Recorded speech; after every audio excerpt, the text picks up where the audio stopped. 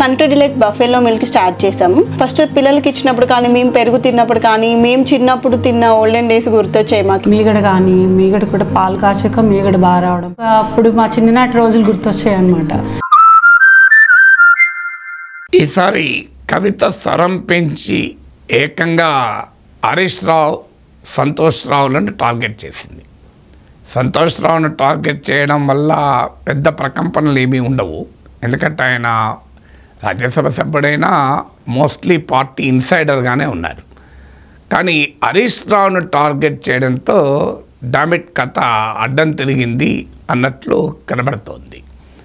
So కవిత అంతకుముందు కేసీఆర్ చుట్టూ దయ్యాలున్నాయి అంటూ మాట్లాడారు, ఎవరి పేరు ఎత్తుకోలేదు. ఈసారి ప్రత్యేకంగా పేర్లు ఎత్తుకొని తాము ఎవరిని దయ్యాలంటున్నాయో చెప్పింది. కానీ ఇందులో ఇంట్రెస్టింగ్ ట్విస్ట్ ఏంటంటే ఆమె కేటీఆర్ పైన పెద్దగా వ్యాఖ్యానించలేదు. హరీష్ రావును, సంతోష్ రావులను టార్గెట్ చేసింది. కానీ ఈ టార్గెట్ ఆమె రాజకీయ లక్ష్యం ఏంటి? ఒకటి, తాను కేసీఆర్కు లాయల్, కేసీఆర్ను తాను మాత్రమే డిఫెండ్ చేయగలను, ఆయన కేసీఆర్ చుట్టూ ఉన్న వాళ్ళంతా కేసీఆర్కు చెడ్డ పేరు తెస్తున్నారు, చెడగొడుతున్నారు అన్న నరేటివ్ ఆమె బిల్ చేయదలుచుకుంది. ఆ బిల్ చేయడం ఎందుకు అంటే ఆమె ఫాలోయింగ్ బీఆర్ఎస్ ఫాలోయింగే కనుక, ఆమె కొత్తగా పొలిటికల్ ఫాలోయింగ్ వచ్చే అవకాశం లేదు కనుక, కేసీఆర్ని అధిక్షేపిస్తే బీఆర్ఎస్లో ఫాలోయింగ్ ఉండదు కనుక ఆమె వ్యూహాత్మకంగా మొదటి నుంచి కూడా కేసీఆర్ను డిఫెండ్ చేస్తూ వచ్చింది. కేసీఆర్ దేవుడు, కానీ ఆయన చుట్టూ దయ్యాలున్నాయని. కానీ ఇక్కడికి వచ్చే వరకు అవినీతి మరకలు హరీష్ రావు కేసీఆర్కి అంటించాడు అంటూ కేసీఆర్ను డిఫెండ్ చేస్తున్నట్లుగా ఆమె ప్రకటన చేశారు. కానీ అది ఏ రకమైన మీనింగ్ ఇచ్చింది? కాంగ్రెస్ పార్టీకి ఒక ఆయుధం ఇచ్చింది, సో బీజేపీకి ఒక ఆయుధం ఇచ్చింది. చూడండి, సాక్షాత్తు కేసీఆర్ కూతురే చెప్తోంది కాళేశ్వరంలో అవినీతి జరిగింది అని. అందువల్ల బీఆర్ఎస్ ఇప్పటి వరకు ఒక బలమైన డిఫెన్స్, కాళేశ్వరం ఒక అద్భుతం, ఇది ఒక ఫ్లాగ్షిప్ స్కీమ్ అంటూ చెప్పిన నరేటివ్ కాస్త పంక్చర్ అయిపోయింది. సో కేసీఆర్ కూతురే బీఆర్ఎస్ నరేటివ్ను పంక్చర్ చేసింది, కేసీఆర్ నరేటివ్ను పంక్చర్ చేసింది. ఇక్కడ మర్చిపోకూడదు, బీఆర్ఎస్ నరేటివ్ కాదు. కాళేశ్వరం అనేది కేసీఆర్కి ఒక ప్రతీకగా, ఒక సింబాలిక్గా మారిపోయింది. అందువల్ల అన్నీ తానై కేసీఆర్ కాళేశ్వరం ప్రాజెక్టును నిర్మించాడు కాదని కవిత చెప్పినా సమాజంలో ఎవడు నమ్మే ప్రసక్తే లేదు.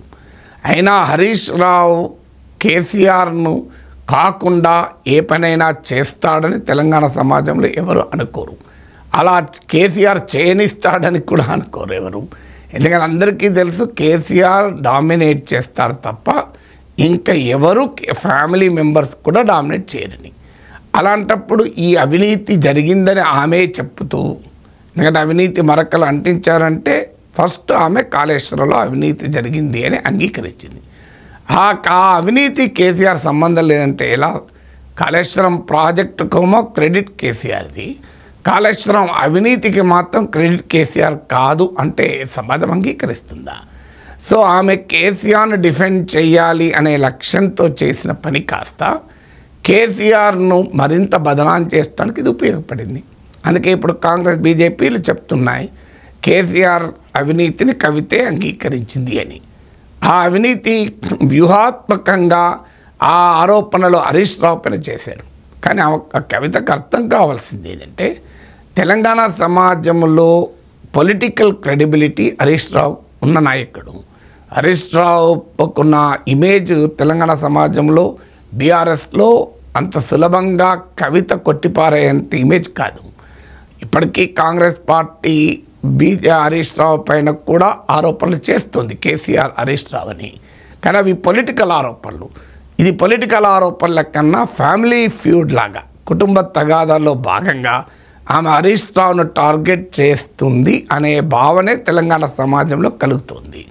ఒక రకంగా కవిత హరీష్ రావును టార్గెట్ చేయడం నా దృష్టిలో అదొక సెల్ఫ్ గోల్. ఎందుకంటే హరీష్ రావుకున్న పార్టీలోను తెలంగాణ సమాజంలో ఉన్న ఇమేజ్ రీత్యా కానీ పొలిటికల్ స్టేచర్ రీత్యా కానీ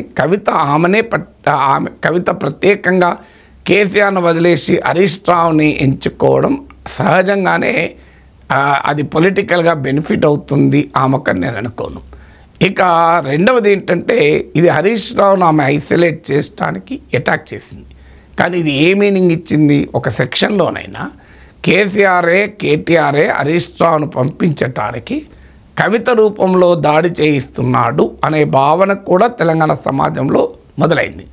హరీష్ రావును పక్కకు పెడుతున్నారు, హరీష్ రావును ఇగ్నోర్ చేస్తున్నారు అన్న వార్తలు చాలా ఏళ్ళుగా మనం చూస్తూనే ఉన్నాం. దానికి ఉదాహరణే వరంగల్ సభలో కూడా హరీష్ రావు కటౌట్ లేదు, ఓన్లీ కేటీఆర్ కటౌట్లే ఉన్నాయి. హరీష్ రావును తప్పించటానికి కేసీఆర్ సర్వశక్తులు సర్వ అవకాశాల కొరకు చూస్తున్నాడు. ఇలాంటి అంశాలు ఆల్రెడీ సమాజంలో సర్క్యులేట్ అవుతున్నాయి. ఇప్పుడు హరీష్ రావును టార్గెట్ చేయడం ద్వారా కవిత ఒక రకంగా ఈ వాదనకు ఈ సర్క్యులేట్ అవుతున్న భావనకు బలం చేకూర్చింది. సో అది హరీష్ రావు పట్ల సానుభూతిని పెంచుతుంది, హరీష్ రావుకున్న అడ్వాంటేజ్గా మారుతుంది. ఇది రెండవది. మూడవది, ఎప్పుడైతే ఈ రకమైన భావనకు కూడా కలిగే ప్రమాదం ఉందో అనివార్యంగా బీఆర్ఎస్ రియాక్ట్ కావాల్సి వచ్చింది. ఒక కవిత ఆరోపణలో కాళేశ్వరంలో అవినీతి జరిగింది, కానీ అది కేసీఆర్ చేసిన అవినీతి కాదు అన్నప్పుడు అవినీతి జరిగిందన్న దాన్ని అయితే బీఆర్ఎస్ అటాక్ చేయాలి కదా. సో కవిత హరీష్ రావును కేసీఆర్ను డీకపుల్ చేయాలని చూసింది, కానీ కాళేశ్వరం చరిత్ర డీకపుల్కి అవకాశమే లేదు. అవినీతి అంటూ జరిగితే అందుకు కేసీఆరే ప్రధాన బాధ్యుడు అవుతాడు, హరీష్ రావు సెకండరీ రెస్పాన్సిబిలిటీ అవుతుంది. ఒకవేళ అవినీతి జరగలేదంటే ఇద్దరూ రెస్పాన్సిబుల్ కారు. కానీ కవిత అవినీతి జరిగిందని యాక్సెప్ట్ చేస్తూ ఆ బాధ్యత కేసీఆర్ పైన కాకుండా హరీష్ రావు పైన ఉంటుంది అంటే బీఆర్ఎస్ ఏం చేయాలి? మౌనంగా ఉంటే కాళేశ్వరంలో అవినీతి జరిగిందని యాక్సెప్ట్ చేసిన వారు అవుతారు. యాక్సెప్ట్ చేసినప్పుడు అనివార్యంగా ఆ పాత్ర కేసీఆర్కు కవిత కాదనుకున్న సమాజం కేసీఆర్ పైన నెడుతుంది. అందువల్ల అనివార్యంగా బీఆర్ఎస్కు రియాక్ట్ కాక తప్పలేదు.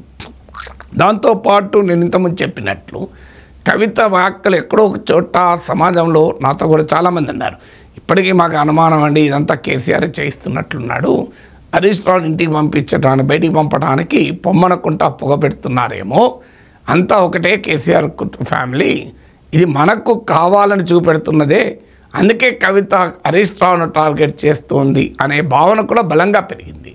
దాంతో బీఆర్ఎస్ అనివార్యంగా బహుశా ఇటీవల చరిత్రలో హరీష్ రావుకు సమర్థనగా బీఆర్ఎస్ ఈ స్థాయిలో ఎప్పుడు రాలే. అందుకే బీఆర్ఎస్ అఫీషియల్గానే 6 అడుగుల బుల్లెట్ అంటూ వీడియో పెట్టింది.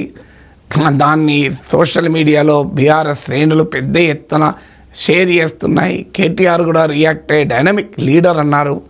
ఇదంతా హరీష్ రావు బలాన్ని పెంచిందా తగ్గించిందా? కవిత లక్ష్యం ఏంది? హరీష్ రావును తగ్గించాలి అని. కానీ యాక్చువల్గా జరిగింది ఏంటి? బీఆర్ఎస్లో నాయకత్వ స్థాయి నుంచి దిగువ స్థాయి వరకు హరీష్ రావు పైన పూర్తి సాలిడారిటీ వ్యక్తమైంది. సో బీఆర్ఎస్ నాయకులు పెద్ద ఎత్తున టీవీ ఛానళ్ళు కూడా మాట్లాడిన తీరు చూడండి. అంటే హరీష్ రావు పొజిషన్ను బీఆర్ఎస్లో కన్సాలిడేట్ చేసింది కవిత వ్యాఖ్యలు. అంటే అప్పటిదాకా ఏమో కేసీఆర్ హరీష్ రావు గ్యాప్ అంటున్నారు, హరీష్ రావును దూరం పెట్టాలని కేసీఆర్ చూస్తున్నాడు, ఎందుకు కేటీఆర్ హరీష్ రావు పోటీ అని కేసీఆర్ అనుకుంటున్నాడు, ఎందుకులే మనం హరీష్ రావుతో ఉండడం కన్నా హరీష్ రావు కాస్త గ్యాప్ డిస్టెన్స్ మెయింటైన్ చేస్తే మంచిది కదా, హరీష్ రావుతో ఐడెంటిఫై అయితే రేపు భవిష్యత్తులో ఏమి ఇబ్బందులు వస్తాయో అనుకునే బీఆర్ఎస్ నాయకులు కూడా ఇక కేటీఆర్ఏ డైనమిక్ లీడర్ అంటూ హరీష్ రావును పొగుడుతుంటే బీఆర్ఎస్ అధికారిక సోషల్ మీడియాలోనే 6 అడుగుల బుల్లెట్ అంటుంటే ఇక హరీష్ రావుకు గ్యాప్ ఎక్కడికి వెళ్ళి ఉంటుంది. అందువల్ల కవిత టార్గెట్ చేయడం ద్వారా హరీష్ రావును పార్టీలో కన్సాలిడేట్ చేసింది. పార్టీ నాయకత్వాన్ని కూడా అనివార్యంగా హరీష్ రావును పూర్తి స్థాయిలో డిఫెండ్ చేయాల్సి వచ్చింది. ఇక 4వది, ఇప్పటిదాకా కవిత వితిన్ ద బీఆర్ఎస్ ఉంటూ ఆపరేషన్ జరపాలని అనుకున్నది. ఎందుకంటే ఇంకా బీఆర్ఎస్లో వెనకాల ఉన్న జనం తన వెనకాల వచ్చేలా చేసుకోకుండా ఆమె బయటకు వస్తే ఆమెకు పొలిటికల్ స్పేస్ ఉండదు. ఎందుకంటే ఆమె ఆల్రెడీ బీజేపీకి వ్యతిరేకంగా మాట్లాడుతుంది, బీజేపీ బీఆర్ఎస్ కలవడాన్ని తాను వ్యతిరేకించానని చెప్తుంది, మోడీ ప్రభుత్వం విమర్శలు చేస్తుంది, కాంగ్రెస్ కవిత వెనకాల ఉందా అనేటువంటి ఆరోపణలు వస్తున్న సమయంలో ఆమె రేవంత్ రెడ్డి ప్రభుత్వాన్ని విమర్శిస్తోంది. రేవంత్ రెడ్డితో హరీష్ రావు కుమ్ముక్కాయడని చెప్తోంది. అందువల్ల ఆమె కాంగ్రెస్లో చేరడానికి స్కోప్ లేదు. అంటే చాలా క్లియర్గా ఆమె కొత్త పార్టీ పెట్టుకోవాల్సిందే. ఒకవేళ బీఆర్ఎస్ నుంచి బయటికి రావాలంటే, కొత్త పార్టీ పెట్టుకోవాలంటే ఆమెకు పొలిటికల్ స్పేస్ ఏంటి? కాంగ్రెస్ అభిమానులు రారు, బీజేపీ అభిమాన ఓటింగ్ రాదు. ఇక ఆమెకు మిగిలింది ఏంటి? బీఆర్ఎస్ అభిమాన ఓటర్లే కేసీఆర్ పైన అసంతృప్తితోనూ నాయకత్వ అసంతృప్తితోనూ కవిత అయితే కేసీఆర్కి అసలు వారసురాలు అని భావించి బయటికి రావాలి, ఈ వెనకాల రావాలి. కానీ ఎప్పుడైతే బీఆర్ఎస్ ర్యాంక్స్ అన్నీ లీడర్షిప్ అంతా మూకుమ్మడిగా రియాక్ట్ కావాల్సి వచ్చిందో, ఇప్పుడు అనివార్యంగా బీఆర్ఎస్లో ఎవరైనా కవితకు మద్దతుగా ఎంతమంది వస్తారు? తెలంగాణ జాగృతి కార్యకర్తలు మినహా. అందుకే ఆమె పదే పదే కేసీఆర్ డిఫెండ్ చేస్తూ మాట్లాడటానికి కారణం బీఆర్ఎస్ వెనకాలన్న ఫాలోయింగే తనతో రావాలి కనుక, తాను కేసీఆర్నే ధిక్కరిస్తే ఆ అవకాశం ఉండదు కనుక ఆమె కేసీఆర్ను ధిక్కరించకుండా కేసీఆర్ రక్షకురాలుగా ఆమె ఇమేజ్ ప్రొజెక్ట్ చేసింది. కానీ ఏం జరిగింది? ఇందుకు రివర్స్గా ఇప్పుడు బీఆర్ఎస్ కవితని డిసోన్ చేసుకోవాల్సిన అనివార్య పరిస్థితిని తీసుకొచ్చారు. ఇప్పటికీ వార్తలు వస్తున్నాయి, కవితను బీఆర్ఎస్ రేపో మాపో సస్పెండ్ చేయవచ్చని. నిన్న కూడా ఎర్రవల్లి ఫామ్ హౌస్లో కేసీఆర్ సుదీర్ఘ మంతనాలు కూడా జరిపారు. సో ఎందుకంటే ఆల్రెడీ అనేక రకాల చర్యలు మొదలయ్యాయి. కవితను బీఆర్ఎస్ ఫాలోవర్స్ అన్ఫాలో అవుతున్నారు సోషల్ మీడియాలో, అది క్లియర్గా కనబడుతోంది. సోషల్ మీడియాలో ఆమెకు వ్యతిరేకంగా బీఆర్ఎస్ కార్యకర్తల శ్రేణులు విజృంభిస్తున్నారు. సో ఆమె హరీష్ రావు పైన చేసిన వ్యాఖ్యల్ని బీఆర్ఎస్ అలాగే కేటీఆర్ అధికారికంగా ఖండించాల్సి వచ్చింది. దాంతోపాటు ఆమె పిఆర్ఓను BRS legislature party WhatsApp group నుంచి డిలీట్ చేశారని వస్తున్నది. టీవీ ఛానళ్ళలో రెట్టించిన అంటే భారీ ఎత్తున కవిత పైన అటాక్ మొదలు పెడుతున్నారు. సో ఈ పరిణామాలన్నీ చూస్తుంటే ఇక ఏ క్షణమైనా కవిత సస్పెండ్ కావచ్చు. బహుశా కవిత కూడా అది కోరుకోవచ్చు, కవిత కోరుకున్నదే కావచ్చు. కానీ ఏ సమయంలో ఆమె బీఆర్ఎస్ నుంచి బయటికి వస్తే ఆమెకు రాజకీయంగా ఉపయోగపడుతుందో కూడా గమనించాలి. కానీ ఈ సమయంలో ఇదేమీ ప్రజల ఇష్యూగా కాదు, ఇది పార్టీ ఇష్యూగా మాత్రమే కవిత రియాక్షన్ కనబడుతుంది. ఇప్పుడు ఆమె ఒక ప్రజా సమస్యలో బీఆర్ఎస్ నాయకత్వం రియాక్ట్ కాలేదు, నేను రియాక్ట్ అవుతున్నా, అందువల్ల బీఆర్ఎస్ శ్రేణులారా నా వెనకాల రండి అంటే వస్తారు తప్ప ఇది బీఆర్ఎస్ అంతర్గత వ్యవహారంగా మారిపోయింది. సో ఇది పబ్లిక్ ఇష్యూగా కాకుండా ఫ్యామిలీ డిస్ప్యూట్గా మాత్రమే ప్రొజెక్ట్ అయినప్పుడు బీఆర్ఎస్లో ఉన్న శ్రేణులు ఎంతమంది కవిత వెనకాల ర్యాలీ అవుతారనేది కూడా క్వశ్చనబుల్. అందువల్ల ఆమె బీఆర్ఎస్ నుంచి రాదలుచుకున్నా అది అప్రాప్రియేట్ టైంలో అప్రాప్రియేట్ ఇష్యూలో రాగలిగితే దాని ప్రయోజనం ఎక్కువగా ఉంటుంది. ఇన్అప్రోప్రియేట్ మూమెంట్లో వస్తే అది పార్టీకి ఆమెకు బీఆర్ఎస్ పెట్టబోయే కొత్త పార్టీకి కూడా అది లాభం ఉండదు. అందువల్ల ఏ రకంగా చూసినా హరీష్ రావుపై ఈ స్థాయిలో విరుచుకుపడడం కవిత పొలిటికల్ సెల్ఫ్ గోల్ లాగా కనబడుతోంది.